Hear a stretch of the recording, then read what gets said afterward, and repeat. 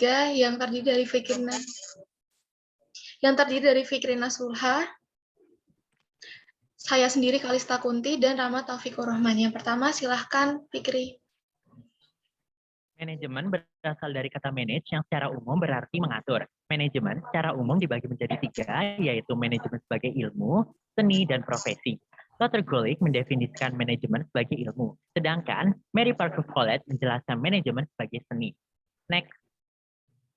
Manajemen dapat diartikan sebagai ilmu sebab yang pertama itu karena tersusun secara sistematis dan teratur, yang kedua objektif dan rasional sehingga dapat dipelajari, yang ketiga menggunakan metode ilmiah, dan yang keempat memiliki prinsip-prinsip tertentu. Sedangkan manajemen sebagai seni karena letak seninya itu berupa yang pertama, bagaimana cara memerintah orang lain supaya mau bekerja sama untuk meraih tujuan bersama. Yang kedua, kemampuan untuk menyatukan visi dan tujuan berbagai aspek lain ke dalam satu tujuan. Next. Pengertian manajemen SDM. Manajemen SDM banyak diartikan oleh pakar-pakar di dunia, seperti Haris dan Ogana, Michael Armstrong, George R. Terry, Henry Shimamura, Anwar Prabu Manogunegoro, dan Edin Filippo. Berdasarkan pengertian para ahli di atas, manajemen sumber daya manusia secara garis besar merupakan sebuah proses untuk merencanakan, merekrut, mengatur, mengolah, mengembangkan apa yang dimiliki oleh individu-individu di dalam organisasi dalam menjaga kelangsungan hidup organisasi itu sendiri. Selanjutnya untuk ruang lingkup SDM, menurut Darmayanti ada 3, yaitu pertama pre-service training, itu pelatihan dilakukan sebelum individu memasuki organisasi atau perusahaan. Lalu ada in-service training, di mana mereka akan diberikan pelatihan untuk mengembangkan potensi mereka ketika mereka berada di dalam organisasi tersebut. Lalu yang ketiga ada post-service, di mana itu akan menyiapkan individu menjelang masa pensiun mereka. Selanjutnya ada ruang lingkup sumber daya manusia yang dikelompokkan berdasarkan fungsi, di mana dari fungsi manajerial terdapat perencanaan, yaitu peramalan tentang apa yang harus dipersiapkan terkhusus mengenai SDM. Lalu pengorganisasian untuk menempatkan karyawan di departemen sesuai dengan keahlian mereka. Lalu pengarahan, yaitu memberikan arahan mengenai aktivitas dalam kegiatan. Kemudian untuk pengendalian itu seperti mengawasi, kemudian mengevaluasi apabila terjadi kesalahan. Kemudian secara operasional ada pengadaan di sini mengadakan kegiatan yang dibutuhkan oleh perusahaan mengenai MSDM. Lalu ada pengembangan, yaitu memberikan wadah karyawan untuk mengembangkan potensi, sikap, dan moral sama dalam organisasi. Kemudian kompensasi yaitu sebagai bentuk apresiasi kepada individu tersebut. Lalu ada pengintegrasian, kemudian ada pemeliharaan dan pemutusan hubungan kerja. Lalu manfaat MSDM sendiri secara garis besar yaitu membantu keberlangsungan hidup organisasi, membantu individu dalam mengembangkan potensi pemecahan masalah, serta perbaikan kesejahteraan karyawan. Lalu memelihara potensi individu agar tetap berkembang dengan baik, serta melakukan perekrutan dan pelatihan sesuai dengan kebutuhan dalam organisasi. Selanjutnya silakan Rama.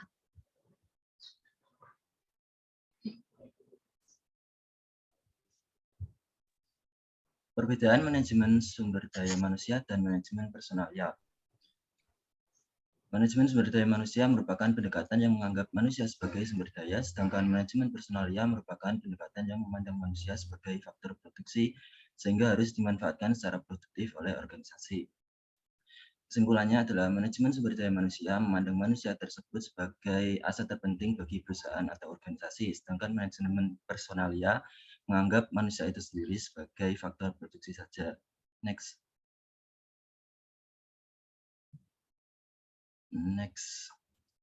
Pengertian perencanaan manajemen sumber daya manusia menurut para ahli.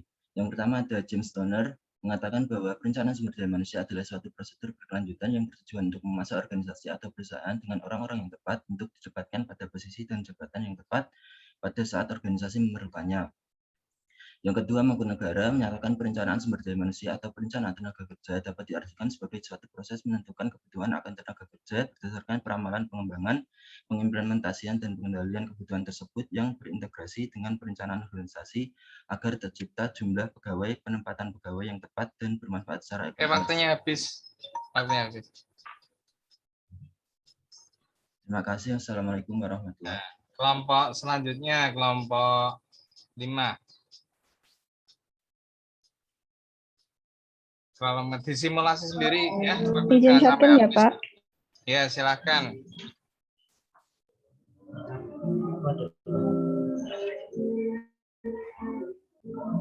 Kita mulai waktunya ya. Silakan duduk. Apakah sudah terlihat?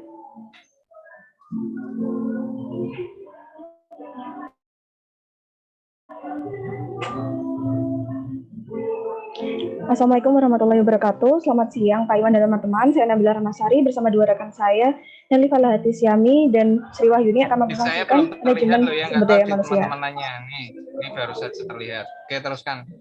Teruskan. Oke. Dalam manajemen terdapat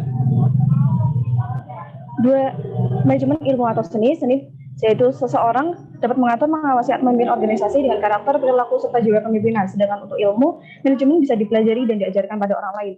Menurut saya sendiri, sesuai dengan pendapat Mary Parker, di mana kita dapat menginterpretasikan sendiri dalam proses pengelolaan sumber daya dalam praktik yang dapat kita aplikasikan dengan mengatur ataupun memerintah orang untuk mencapai tujuan bersama.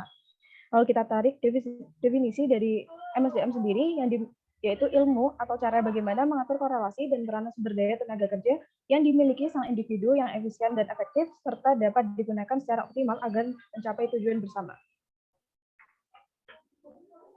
Yang selanjutnya yaitu ruang lingkup manajemen sumber daya manusia. Secara umum, manajemen sumber daya manusia meliputi beberapa hal, yaitu yang pertama rekrutmen. Rekrutmen bisa berasal dari internal maupun eksternal perusahaan dengan spesifikasi tertentu. Yang kedua, seleksi. Proses seleksi meliputi seleksi afeksi, kognisi, dan psikomotor. Dan yang ketiga, pengembangan. Pengembangan bisa dilakukan dengan mengikuti pendidikan dan pelatihan, kursus, lokakarya, dan penelitian. Next.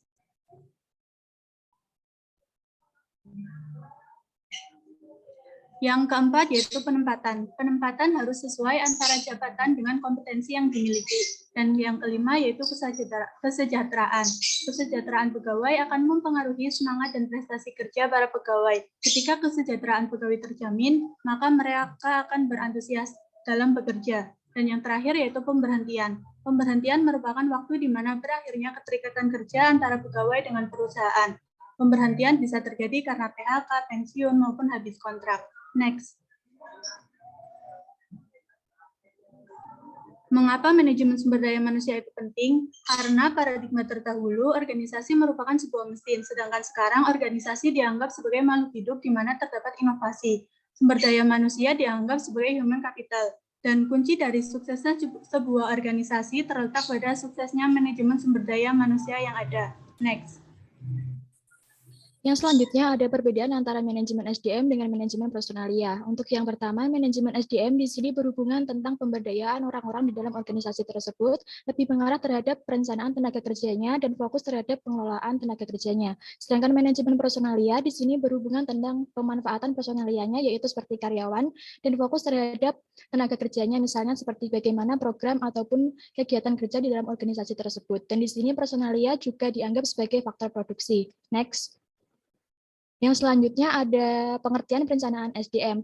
Perencanaan SDM di sini merupakan satu proses perencanaan yang sistematis yang berhubungan tentang sumber daya manusia yang ada di dalam organisasi tersebut untuk mencapai tujuan dari organisasi itu. Perencanaan ini juga akan menggambarkan petunjuk di masa yang akan datang, misalnya seperti di mana mereka mendapatkan tenaga kerja, kapan tenaga kerja akan dibutuhkan, pelatihan dan pengembangan apa yang harus dimiliki oleh tenaga kerja tersebut. Next. Dan yang terakhir ada manfaat dari perencanaan SDM bagi perusahaan. Dengan adanya perencanaan tersebut, perusahaan akan mampu mengontrol sumber daya yang ada di dalamnya. Maka dengan pengontrolan tersebut, maka perusahaan akan mendapatkan tenaga kerja yang memiliki kualitas terbaik. Dan apabila perencanaan tersebut dikelola dan diterapkan dengan baik, maka perusahaan akan mampu mengarahkan arah kerja yang jelas sehingga akan meningkatkan produktivitas dan tujuan di dalam perusahaan tersebut akan segera tercapai. Sekian presentasi dari kelompok kami. Apabila ada kesalahan, mohon dimaafkan. Wassalamualaikum warahmatullahi wabarakatuh. Ya, terima kasih. Sisanya banyak sekali nih.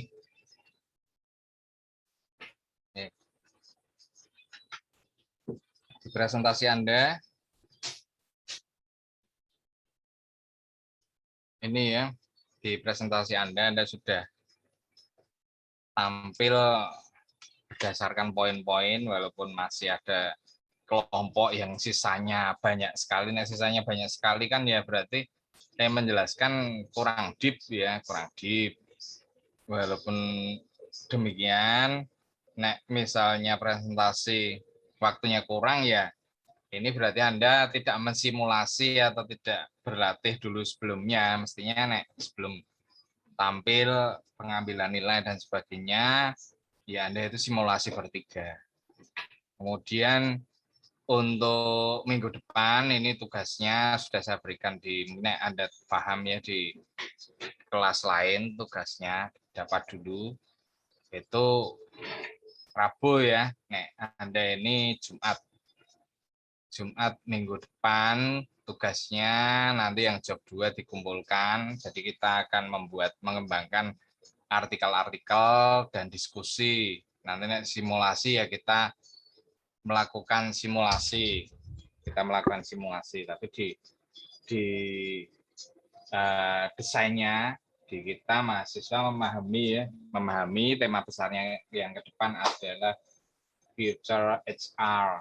Jadi apa sih mandat SDM, ilmu SDM ini dalam kedepannya, itu yang akan kita bahas pengantarnya siang ini. Jadi tapi sebelumnya di beberapa poin yang perlu saya tekankan kembali di ruang lingkup organisasi SDM dan organisasi yang kita pelajari, itu ada dua pandangan ya. Paradigmanya kemarin adalah organizational as machine sama organizational as human being. Gambarnya kemarin juga sudah saya tampilkan, yang panjang itu berkaitan dengan isu-isunya. Jadi ketika kita berpikir mengoptimasi performance dalam konteks organizational as human being, maka yang perlu diperhatikan adalah human capital. Jadi yang perlu Anda perhatikan, yang perlu kita perhatikan adalah human capital. Maka proses membangun human-nya itu nanti akan mendorong, kemarin gambarnya ya, mendorong efikasi, kemudian mendorong inovasi, sehingga muncul di organisasi itu readiness to change. Jadi readiness to change itu berkaitan dengan tantangan-tantangan dalam turbulensi bisnis, termasuk dalam era pandemi ini, regulasi berubah, organisasi, bagaimana kuncinya adalah profit dan survive. Kalau organisasi itu profit ya, kalau organisasi non-profit, bagaimana organisasi itu tetap survive dari tantangan-tantangannya. Ada ini pandemi seperti ini kan tantangannya banyak ya, regulasi berubah, tadinya boleh impor misalnya, jualan impor terkendala, regulasinya harus menggunakan misalnya masuk mall saja kan harus pakai kartu vaksin dan sebagainya, sehingga itu namanya tantangan-tantangan dalam organisasi, entah itu dalam konteks dalam level individual, level tim maupun level di organisasi sendiri. Jadi itu, sehingga kembali lagi poinnya ya, ketika organisasi itu dianggap sebagai sains, maka Anda mengenal banyak pendekatan organisasi, ada Japanese management, ada Korean management, ada Western management, ada Islamic management, ada Indian management. Nah, itu dalam konteks itu sebagai sains. Dalam konteks itu sebagai sains. Jadi sains itu cirinya salah satunya adalah metode ilmiah. Kalau diuji berulang-ulang hasilnya sama. Itu artinya manajemen dibangunkan sebagai sains. Di manajemen sendiri muncul, kalau di Western management ada POAC ya, planning, organization, activating, control dan sebagainya, itu jadi sebuah sains. Tapi manakala banyak sekali hal yang tidak diprediksi seperti behavior perilaku orang itu sudah masuk ke mengarahkan orang, mengarahkan bawahan itu tidak 1 ditambah 1 lagi. Jadi misalnya Anda pikir misalnya dengan menambah gajinya misalnya 1 juta, karyawan saya akan tidak terlambat kerja lagi. Belum tentu seperti itu gitu. Mungkin di perusahaan satu seperti itu, di organisasi satu seperti itu, di organisasi lain tidak gitu. Sehingga tetap di dalamnya ada sebuah seni mengarahkan bawahan. Jadi mengarahkan bawahan sesuai dengan keinginan kita itu kan masuk ke ilmu ilmu leadership. Tapi ketika proses itu diimplikasikan itu ya seni mengarahkan. Nanti akan berbeda lagi karena ketika kembali ke sains lagi, ilmu itu dipelajari. Ini karyawan saya milenial, generasi baby boomer, kayak generasi X atau generasi Z ya, itu nanti beda-beda lagi. Karena tiap generasi saja tingkat cueknya sudah berbeda-beda ya. Anda dengan adik Anda, misalnya Anda mungkin Z ya, terus dengan generasi adik Anda Alpha dan sebagainya, atau dengan kakak Anda, misalnya generasi milenial itu sudah berbeda. Itu cerita generasi. Tapi ketika dia diarahkan, dipelajari karakternya, diuji karakternya, kok sama ya, itu jadi sains. Di poin-poin Anda ketika di pertama itu tidak banyak yang ngasih contoh-contoh ya, jawaban pertama itu tidak banyak yang memberikan contoh-contoh. Itu poinnya mengapa kita bahas. Kemudian saya men-sharingkan lagi yang materi hari ini ya. Materi hari ini saya sharingkan lagi.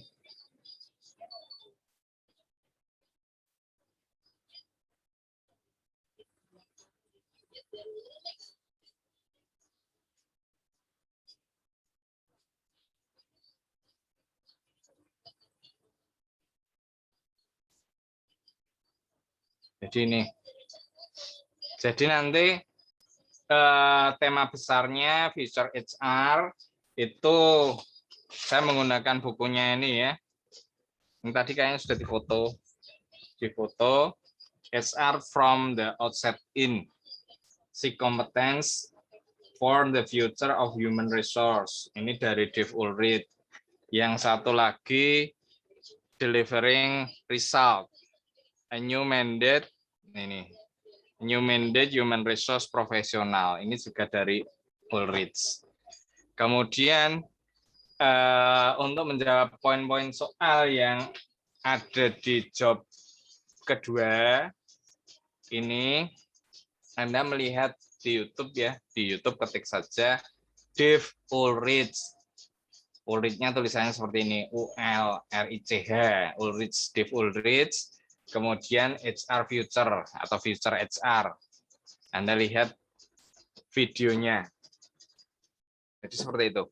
Kemudian di evolusinya HR itu HR pertama kali muncul itu dianggap atau di bidang administrasi saja, di bidang administrasi. Tapi jangan heran ya, pemahaman administrasinya di Indonesia, masyarakat Indonesia sama di Barat beda ya. Kalau cerita MBA misalnya di Barat kan cerita administrasi itu, apalagi Anda di 4 itu ya, yaitu officer gitu. Officer.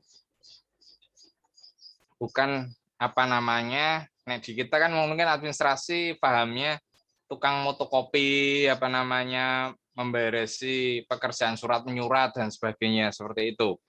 Padahal konteksnya administratif itu tidak seperti itu. Tapi ini dipahami, ini sudah profesional ya, administratif expert.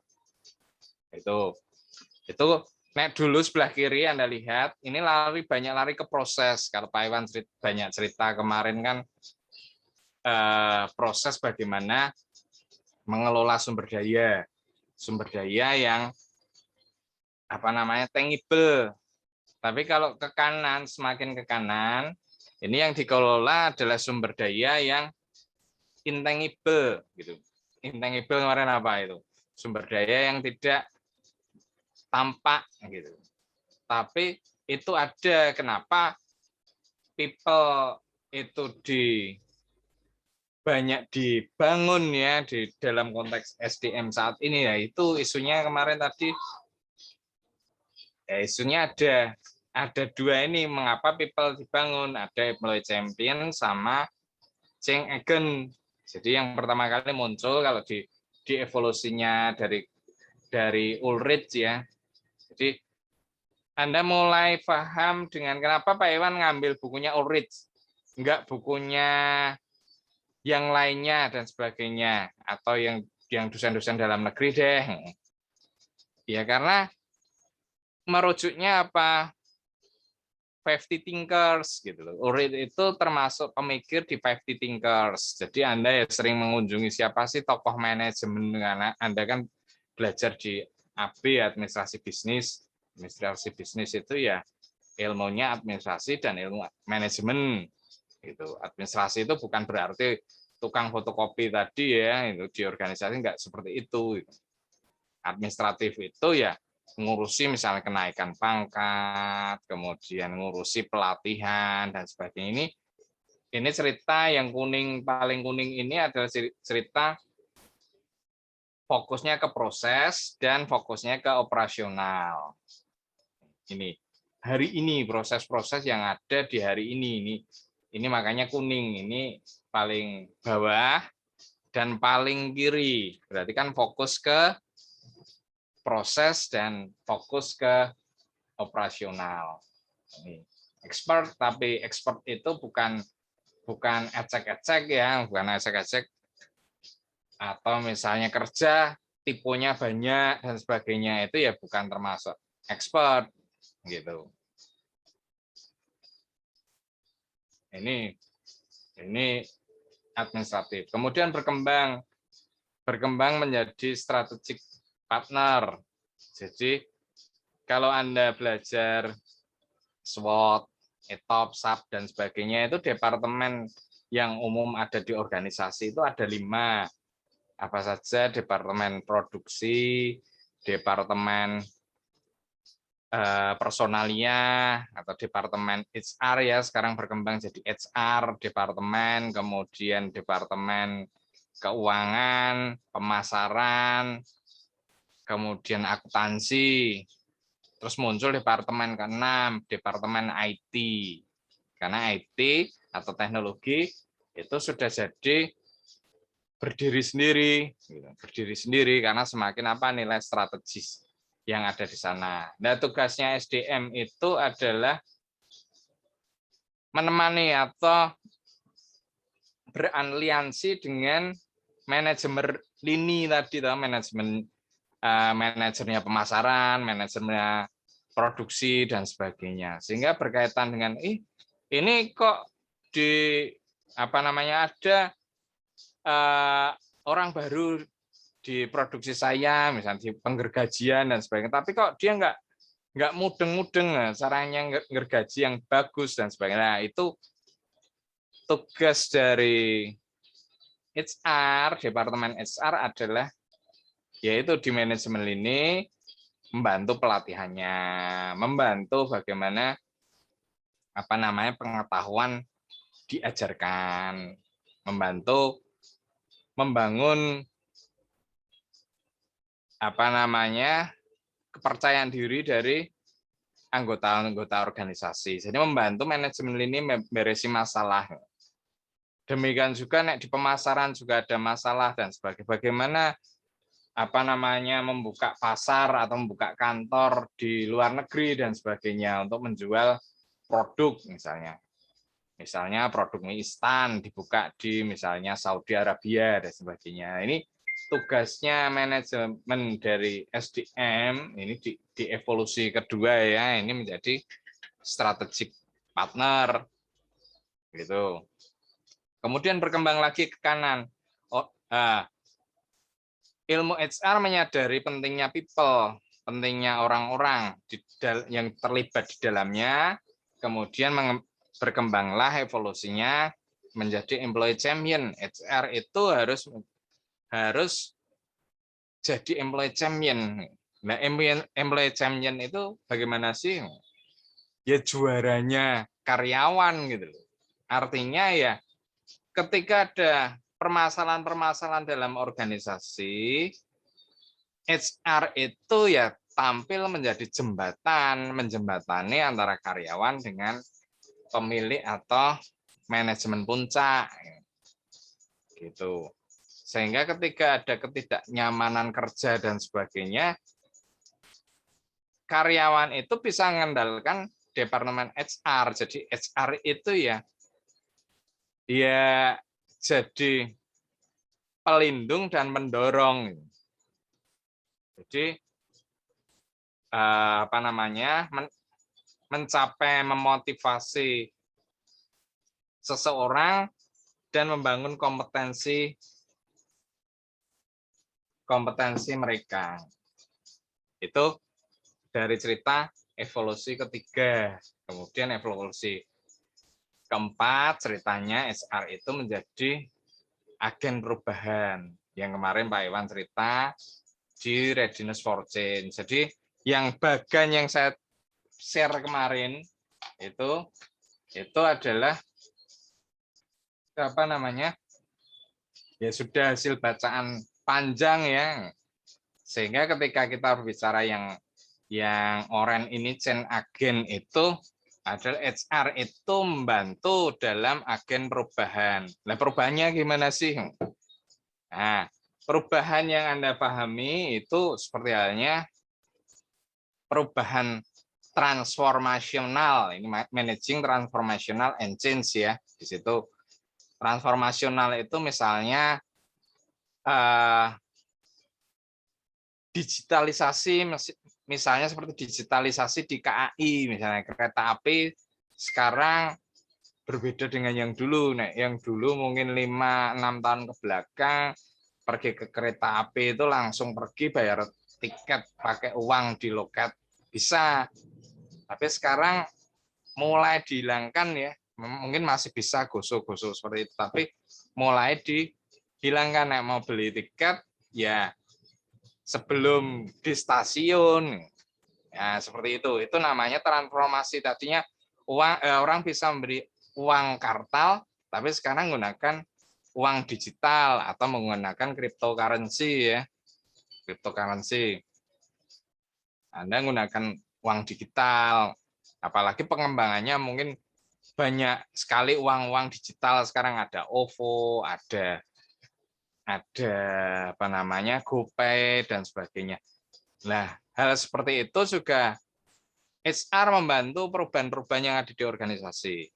Maka tidak heran organisasi-organisasi sekarang kan tumbuh secara digital. Orang masuk ke tol yang dulu mungkin berapa tahun yang lalu ya, 6-5 tahun yang lalu mungkin masuk tol masih pakai uang kartal, uang rupiah itu 10.000, 2.000 dan sebagainya. Sekarang sudah menggunakan tap. Nah, sehingga orang-orang dalam organisasi yang tidak mau bertransformasi akan tersingkir, sehingga banyak di situ itu kebijakan zaman dulu pensiun dini, ya banyak sekali nih perusahaan-perusahaan di Indonesia pensiun dini karena mungkin yang sepuh-sepuh tadi sudah nggak bisa ngikuti perkembangan zaman lagi, mending tak ngomong anak dan sebagainya. Pemikirannya seperti itu, sehingga muncullah generasi-generasi muda. Nah, milenial saat ini jadi isu penting ya. Milenial itu bonus demografinya Indonesia. Apa itu bonus demografi? Nanti dicek ya, apa itu bonus demografi. Ceritanya bagaimana? Mengapa milenial mulai dari 2016 menjadi cerita penting di organisasi karena mereka saat ini banyak menjadi manajer maupun memegang pos-pos penting di pemerintahan, di kewirausahaan, di BUMN dan sebagainya. Sehingga yaitu mereka menjadi agen perubahan tadi atau change agent. Jadi kepemimpinan pun ada yang disebut kepemimpinan transformasional ya. Ada transaksional. Anda harus bisa membedakan. Pemimpin transformasional itu perusahaannya sedang melakukan transformasi diri. Misalnya kayak KAI dari manual ke digital, kayak Jasa Marga dari menggunakan banyak pekerja sekarang menggunakan tab etol saja misalnya. Nah, seperti itu. Itu kepemimpinannya adalah pemimpin transformasional. Tapi tidak semua pemimpin itu transformasional. Ini prolognya. Coba Anda perhatikan dulu dong. Nanti kalau tidak diperhatikan terus ketugas saja ya. Tolong diperhatikan. Jangan ngobrol sendiri dulu, nanti gantian. Nah, ini ya. Ini ada berapa poin ya, berapa poin strategic partner, kemudian ini administrasi expert, strategic partner, change agent dan sebagainya. Kemudian employee champion. Ini fokusnya employee champion baru change agent. Jadi fokusnya ke people dan arahnya lebih strategik. Ini kanan atas change agent ini di organisasi saat ini HR itu lebih dalam evolusinya harus keluar kotak tadi ya, keluar kotak. Jadi kalau dulunya cerita administratif itu lebih ke strategis ya. Jadi gelombang keempat ini adalah SR outside in. Ini ceritanya Ulrich. Ulrich itu salah satu 50 thinkers. Jadi Anda bisa lihat websitenya. Jadi anak Polines tidak boleh tidak tahu tokoh-tokohnya ya. Misalnya ada cerita kepemimpinan, cerita kepemimpinan transformasional. Siapa tokohnya? Oh, Bas dan Avolio. Nah, kalau Anda buat tulisan kok enggak menyinggung tokohnya ya aneh gitu loh. Anda itu nggak memahami gitu loh. Apalagi nanti sampai skripsi dan sebagainya. Anda cerita innovation, cerita open innovation, tokohnya siapa? Henry Kasberg misalnya.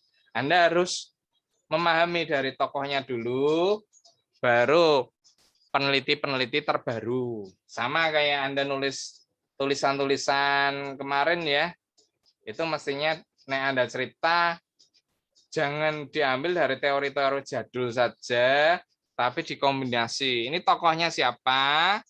Diambil, kemudian penelitian terbarunya tentang apa? Nanti kita akan sampai ke simulasi penelitian. Itu. Tapi kita mau membiasakan diri nanti paparan agar apa? Agar mahasiswa itu bisa tumbuh pemikirannya. Jadi dari Pak Iwan sendiri juga lebih banyak mendorong bagaimana pemikiran mahasiswa. Karena sebenarnya tidak ada benar dan salah. Makanya ketika menjawab dan sebagainya mulai memahami tokohnya gitu loh. Cerita ya tadi ya, kepemimpinan dan sebagainya jangan menurut saya gitu loh. Menurut Bas dan Avolio, menurut Avolio, seperti itu. Jadi Anda memahami dari sumber pertamanya. Kemudian saya sependapat, itu boleh. Atau saya tidak sependapat. Walaupun konteksnya seperti itu, jangan sekali-kali, apalagi nih ujian skripsi, nanti jangan ngomong menurut saya ya, ini saru. Dan nah, Anda kan belum profesor, belum pernah membuat buku dan sebagainya. Sehingga Anda harus banyak membaca. Ini ya cerita ini. Tadi cerita HR profesional, ya, administrasi, ke strategik. Tadi gambarnya ke atas tadi ya, kanan atas tadi. Kemudian insight ke outside. Tadinya people ke bisnis atau ke organisasi atau individual ke organisasi. Jadi ceritanya di HR itu yang dibentuk itu adalah kredibilitas individunya. Dari kredibilitas individunya, isunya adalah bagaimana membangun pengetahuan individu itu menjadi milik organisasi. Jadi individu ke organisasi. Maka di dalamnya, di ilmu organisasi itu ada namanya knowledge management. Di dalam knowledge management ada dua konsep, knowledge management infrastructure dan knowledge management process. Kemudian di dalam knowledge management process itu ada yang disebut knowledge sharing. Nah, knowledge sharing itu mendorong hadirnya knowledge donating. Jadi pengetahuan itu yang kemarin Pak Iwan cerita itu kekhawatiran organisasi itu adalah ketika karyawan-karyawannya pensiun, organisasi akan kehilangan banyak pengetahuan. Itu Anda bisa melihat video-videonya, mungkin rujukannya banyak video di YouTube ya. Gitu. Soalnya kalau saya tampilkan semuanya ya nanti nggak kumanan presentasinya. Seperti itu. Sehingga dari knowledge tadi, di knowledge sharing ada individu pintar, individu punya banyak teman banyak di Instagram, di Facebook dan sebagainya, itu penting ya. Itu yang termasuk bagian dari sosial kapital ya, bagaimana individu dari sebagai bagian organisasi itu punya banyak teman, sehingga kalau organisasi misalnya butuh informasi, misalnya kok kira-kira jualan kain yang paling murah itu di mana ya, belinya di mana ya, itu dengan individu memiliki sosial kapital yang baik, channel yang baik, salur yang baik, maka rekomendasi informasi itu akan terbagi ke organisasi, ke tim dalam organisasi, di-sharing. Oh, belinya itu di Bandung loh, di sebelah sana misalnya. Nah, itu akan jadi pengetahuan organisasi. Itu mendorong dari pengetahuan, kemarin ada taksid eksplisit ya, pengetahuan eksplisit tadi disaringkan organisasi menjadi pengetahuan milik organisasi atau yang disebut knowledge repository atau organizational memory. Itu ceritanya. Itu ceritanya mengapa dari individu disuruh ke organisasi. Karena ketika ini jadi milik organisasi, organisasi akan punya banyak alternatif menyelesaikan banyak masalah di dunia kerja. Organisasi akan memiliki banyak alternatif. Oh, kok ada orang pesen ini caranya gimana sih? Misalnya beli mesin-mesin yang aneh-aneh, minta mesin pembelah durian misalnya. Kok ada permintaan seperti ini? Atau mesin membelah jambu mete, atau mesin yang di Polines itu sego megono misalnya. Nah, itu gimana sih caranya? Itu dari pengetahuan-pengetahuan individu yang dikoleksi jadi pengetahuan organisasi, maka itu isunya organisasi. Maka future HR itu harus bermain out of box. Ini cerita awalnya memang ini cerita dari personal capability ya, personal capability, terus simpel sekali ya, ada business knowledge, HR delivery, change, itu 1987, naik lagi mengembangkan personal credibility. Sampai dengan bukunya Ulrich ini yang paling kanan itu credible activist itu. Jadi bagaimana membangun kredibilitas untuk individu itu yang yang terbaik individu kredibel. Isunya sudah lari ke OCB, Organization Citizenship Behavior. Itu nanti Anda bisa membaca di bukunya, kemudian menyimpulkan. Kemudian yang ini ada 4 pertanyaan yang dirancang sama 5 menit ya. Ini 4 pertanyaan, silakan dibagi. Tadi ya, jelaskan evolusi dalam SDM. Tadi Anda bisa melihat di YouTube. Di YouTube-nya tadi Ulrich Future HR. Tadi jawabannya ada di sana. Anda ceritakan. Kemudian Anda buat artikelnya. Nek buat artikel jangan sak-sae. Nek Anda sak-sae, nanti nilainya juga sak-sae. Dan ketika dinilai tidak boleh tersinggung gitu loh. Gitu. Jadi Pak Iwan sudah ngomong yang kemarin banyak nilai-nilai kurang memuaskan, enggak A dan sebagainya ya karena Anda sak-sae gitu di ujian MIT dan sebagainya ya hanya 10 lembar padahal diminta menjelaskan seperti itu ya dijelaskan 10 lembar kan tidak mudengi lah nek menjelaskan sehingga keringat Anda ya pasti dihargai ketika Anda membangun jawaban, kemudian jawabannya runtut dari berbagai sumber, kemudian Anda masih resum sendiri dan sebagainya. Itu yang saya maksudkan ketika Anda bekerja. Mungkin kan nilai harian mungkin ya nggak banyak ya, mungkin hanya 5 atau 4. Itu MIT itu sama dengan bobotnya MIT sama ujian final itu kan sama 33% semua. Sehingga Anda ngerjakan 5 itu dengan 1 ya sementara ini masih sama ketika ada cerita di mid semester dan sebagainya. Sehingga berhati-hati gitu. Mid artikel ya jangan dibuat simple nanti nilainya jadi simple gitu. Sehingga ya dibuat dengan bahasa Anda sendiri. Nah, ini kan saya minta di MS Word agar bisa saya copy paste, saya lihat Anda melakukan plagiasi atau tidak. Itu jawabannya seperti itu. Ini bagaimana bentuk mandat baru dari SDM, ini bukunya Ulrich. Bukunya Ulrich yang hijau. Tadi sudah ada mahasiswa yang kesini tadi. Nah, bukunya Ulrich yang hijau ini punya.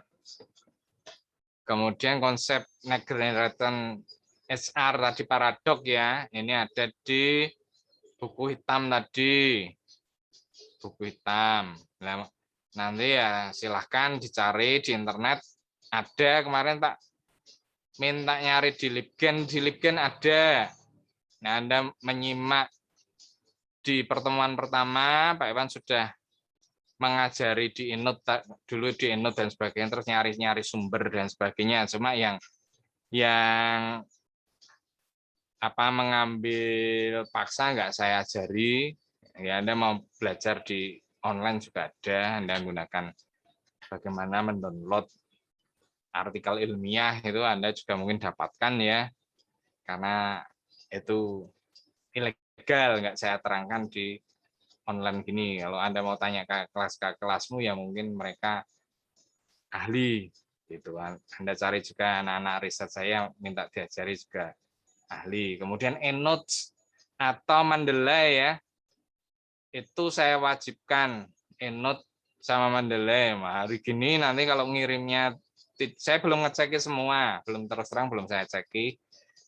Banyak kelas ABTA tadi nyentangi ya, ke sini nyentangi mahasiswa yang belum mahasiswa yang sudah mengumpulkan, artinya bukti fisiknya ada semua. Ada semua. Nah, itu sudah confirm.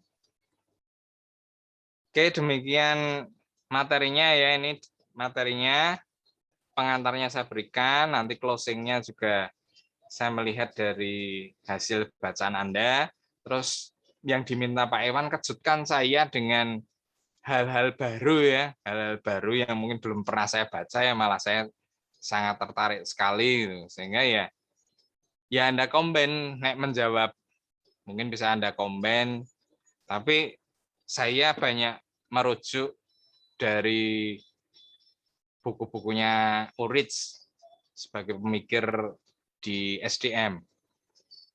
Oke, ada yang tanyakan tidak sebelum kita akhiri? Sudah jam 15.32 jam saya.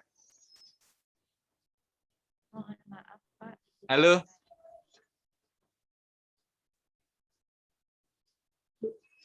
Ada yang tanyakan?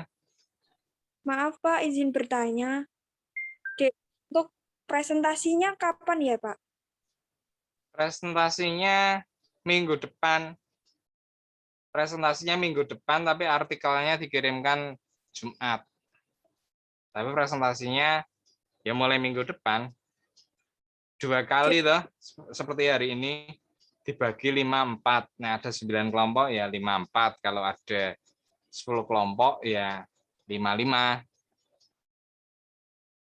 Jadi presentasinya hari Senin atau hari Jumat besok Pak? Senin. Senin, Senin. presentasinya hari Senin. Baik Pak. Ya. Pak. Tapi artikelnya dikumpulkan Jumat. Kalau presentasinya hari Senin. Begitu, makanya kan dijelaskan Pak Iwan hari ini. Sehingga pertemuan kedua itu Future HR itu tercapai di minggu kedua. Minggu ketiga ya, minggu ketiga. Tercapai di minggu ketiga. Oke, ada yang tanyakan?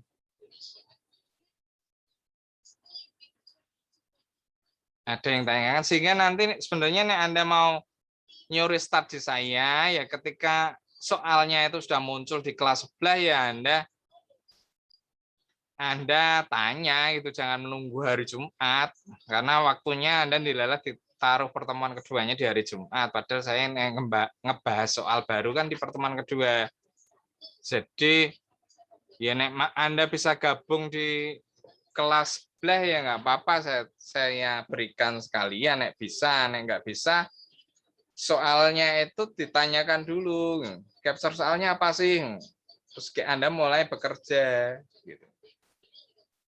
Mulai bekerja di start itu, karena nek kelas sebelah kan dikumpulkannya hari Rabu, nek di Anda dikumpulkannya hari Jumat, tapi pertemuan rutinnya kan pasti presentasi gitu loh.